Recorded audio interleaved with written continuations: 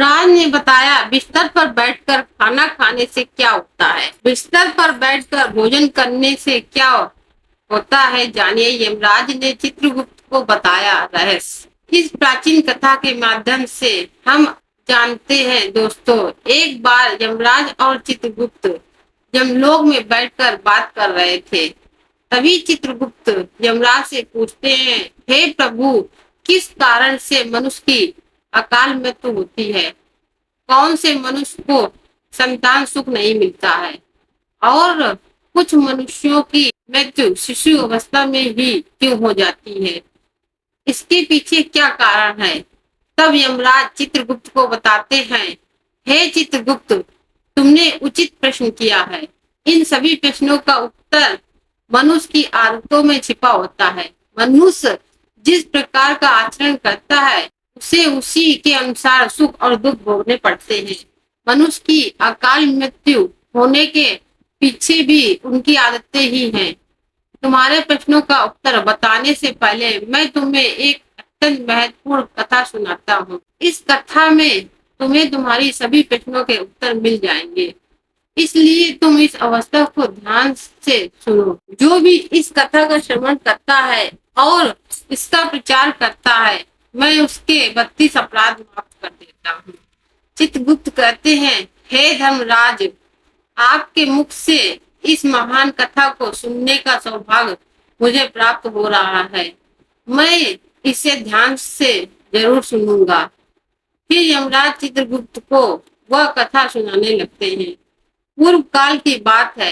मगध देश में हेमकुंड नाम के एक प्रसिद्ध सम्राट हुआ करते थे। उनके राज के अंदर अनेक नगर, वन, पर्वत तथा सरोवर थे। महाराज हेमकुंड अत्यंत गुणवान, बुद्धिमान तथा कुशल सम्राट थे। उनके राज में प्रजा अत्यंत संतुष्ट थी। प्रजा को किसी भी चीज की कोई कमी नहीं थी। महाराज स्वयं ही अपनी प्रजा का ध्यान रखते थे। अनेक राज में उनके राज में चोरों लुटेरों का कोई भय नहीं था। महाराज बड़े धर्मात्मा थे। उन्होंने अनेकों बार यज्ञ, दान, धर्म, अनेक ब्राह्मणों को, मुनियों को दान दक्षिणा दी। उन्होंने अनेक पोखरे खुदवाए, वाटिकाएं लगवाई और वृक्ष रोपण किया। इस प्रकार के कई पुण्य काम उन्होंने किए थे। महाराज की पत्नी का नाम सुवर्णा था। रानी सुवर्णा अत्यंत सुंदर, गुणवान, रूपमान तथा चरित्रमान स्त्री थी। वह भी नित्य धर्म कर्म का दान किया करती थी। किंतु इतना सब कुछ होने के बावजूद भी महाराज के कोई संतान न हुई। इससे महाराज अत्यंत दुखी थे। महाराज का दुख देखकर प्रजा भी अत्यंत दुखी थी। फिर एक दिन महाराज अपने राजमहल में बैठकर इस प्रकार से सोचने लगे, किस पाप के कारण मुझे पुत्रहीन रहना पड़ रहा है? मैंने ऐसा कौन सा पाप किया है जो मुझे इतना बड़ा दंड मिल रहा है? अब मेरी इस समस्या का हल केवल मुनि वशिष्ठ जी ही कर सकते हैं। इसलिए मैं उनके पास जाकर इस समस्या के लिए उपाय पूछता हूँ। फिर महाराज अपने रथ में बैठकर मुनि वशिष्ठ जी के आश्रम पहुंच गए। वहां पर मुनि वशिष्ठ जी ने उनका स्वागत किया और उन्हें बैठने के लिए आसन दिया और पूछा, हे राजन, आज किस कारण से आपका हमारे आश्रम में आना हुआ है? कहीं आपने संन्यास तो नहीं लिया है? महाराज मुनि से कहने लगे, हे मुनिवर, ऐसी कोई बात नहीं है। आज मैं आपके पास एक शंका लेकर आया हूँ। मैं अत्यंत दुखी हूँ। केवल आप ही मेरी शंका का समाधान कर सकते हैं। मुनि वशिष्ठ कहने लगे, हे राजन, भला आपको किस प्रकार का कष्ट? आप तो इतने बड़े राज के सम्राट हैं। आपके मन में जो भी शंका हो, आप निसंकोच होकर पूछे, मैं अवश्य आपकी सहायता करूंगा। फिर महाराज हेमकुंड कहने लगे, हे मुनिवर, मेरी कोई संतान नहीं है। किस पाप के कारण मुझे संतानहीन रहना पड़ रहा है? संतान के बिना मेरा उद्धार कैसे होगा? मेरे राज का उत्तराधिकारी कौन बनेगा? कृपा आप मुझे बताने की कृपा करें। किस कारण से मैं संतानहीन बन गया हूँ और मुझे संतान प्राप्ति के लिए कोई उपाय बताएं। फिर मुनि वशिष्ठ ठीक है कहते कहकर अपनी योग शक्ति से महाराज के पूर्व जन्म को देखने लगते हैं और महाराज से कहते हैं, हे राजन, आपको संतान सुख न मिलने का कारण आपके द्वारा पिछले जन्म में किया हुआ पाप है। पिछले जन्म में आप एक शिकारी थे जो वन में रहकर शिकार करके अपना गुजारा करते थे। फिर एक दिन आप वन में शिकार के लिए निकले थे।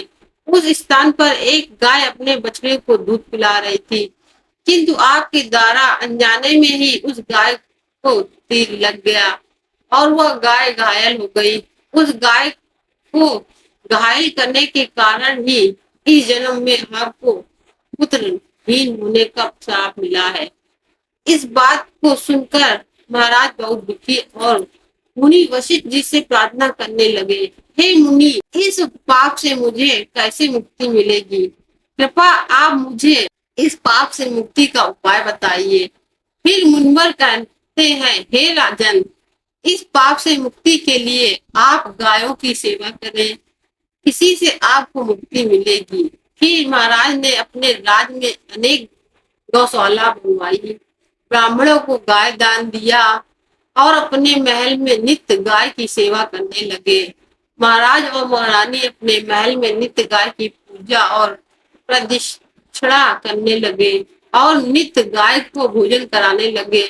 इस प्रकार से अनेक दिनों तक गाय की सेवा करने के कारण महाराज के एक पुत्र रतन की प्राप्ति हुई, जिससे महाराज अत्यंत प्रसन्न हुए और उन्होंने उत्सव मनाया।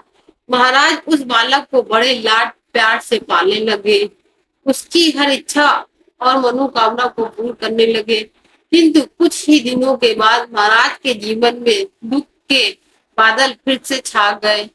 जब महाराज का वह पुत्र 16 वर्ष का हुआ, वह अचानक एक भयानक रोग के कारण उनके पुत्र की मृत्यु हो गई। पुत्र की मृत्यु से महाराज शोक में डूब गए और सब कुछ छोड़कर वन में महाराज वशिष्ठ जी के आश्रम पहुंच गए।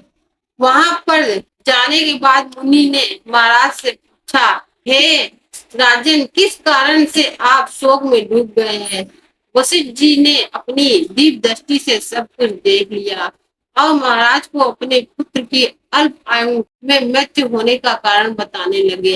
हे राजन, आपको पुण्य के कारण पुत्र की प्राप्ति तो अवश्य हो गई, किंतु आपके पुत्र के दुर्व्यवहार के कारण ही उसकी अल्प में ये मृत्यु को सामना करना पड़ा। आपके पुत्र ने सदे हुई बिना स्नान किए बिस्तर पर बैठकर भोजन किया है।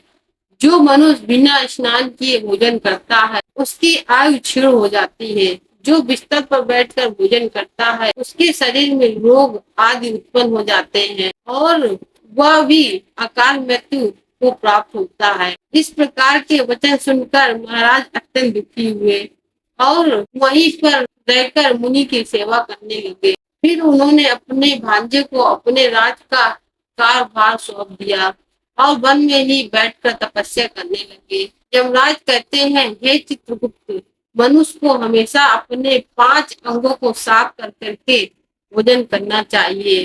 दोनों पैरों को तथा दोनों हाथों को और अपने मुख को जल से अच्छी तरह से स्वच्छ करके ही भोजन करना चाहिए। इससे मनुष्य के शरीर से रोग दूर रहते हैं और व्यक्ति दीर्घ आयु बन जाता है। यमराज कहते हैं, भोजन शुरू करने से पूर्व उस भोजन के लिए भगवान को धन्यवाद देना चाहिए और संसार के समस्त प्राणियों को भोजन प्रदान करने की प्रार्थना करनी चाहिए। इस प्रकार से अन्य देवता को प्रणाम करके भोजन करने से मनुष्य को कोई पाप नहीं लगता है। यमराज कहते हैं, जमीन पर बैठकर भोजन करना ही श्रेष्ठ होता है।